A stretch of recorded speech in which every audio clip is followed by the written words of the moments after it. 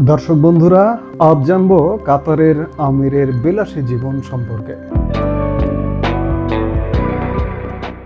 কাতারের আমির Sheikh Tamim bin Hamad Al Thani বিশ্বের অন্যতম কনিষ্ঠ এবং প্রভাবশালী রাষ্ট্রপ্রধানদের একজন।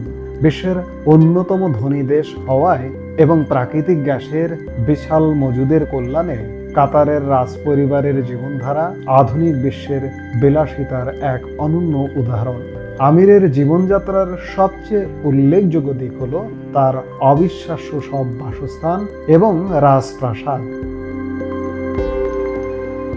কাতারে তার সরকারি প্রাসাদগুলো আধুনিক স্থাপত্যের বিস্ময়, যেখানে ব্যবহার করা হয়েছে বহু মূল্যবান মার্বেল পাথর, সোনা এবং হীরা খচিত সব আসবাবপত্র। শুধু কাতারেই নয়, লন্ডন এবং ইউরোপের বিভিন্ন শহরে এই রাজপরিবারের কোটি কোটি ডলার মূল্যের বিলাসবহুল সম্পত্তি রয়েছে। পরিবহনের ক্ষেত্রে আমির বিশ্বের সবচেয়ে দামি এবং আধুনিক প্রযুক্তি সম্পন্ন যানবাহন ব্যবহার করেন। তার ব্যক্তিগত ব্যবহারের জন্য রয়েছে কাতার আমিরি ফ্লাইট, এর বিশেষায়িত বোয়িং 747-8 এর মতো বিশাল সব বিমান, যেগুলোকে বলা হয় উড়ন্ত প্রাসাদ। এই বিমানগুলোর ভেতরে বেডরুম, লাউঞ্জ, কনফারেন্স রুম এবং এমনকি অত্যাধুনিক ডাইনিং ব্যবস্থাও রয়েছে।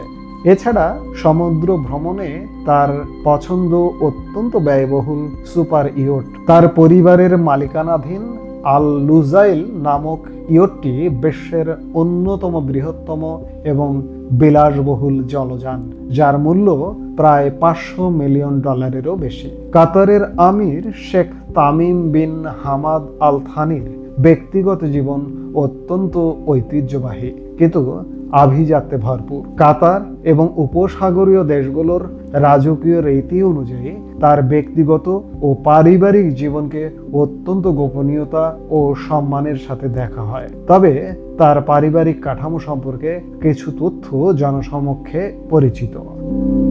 Sheikh Tamim bin Hamad Al Thani বর্তমানে 3টি বিয়ে করেছেন এবং তার মোট 13 জন সন্তান, 7 জন ছেলে ও 6 জন মেয়ে রয়েছে।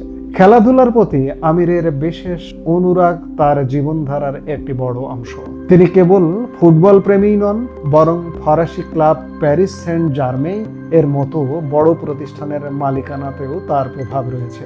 2022 সালের ফিফা বিশ্বকাপ কাতারে আয়োজনের মাধ্যমে তিনি বিশ্বের সামনে তার দেশের আর্থিক সক্ষমতা ও আভিজাত্য তুলে ধরেছেন।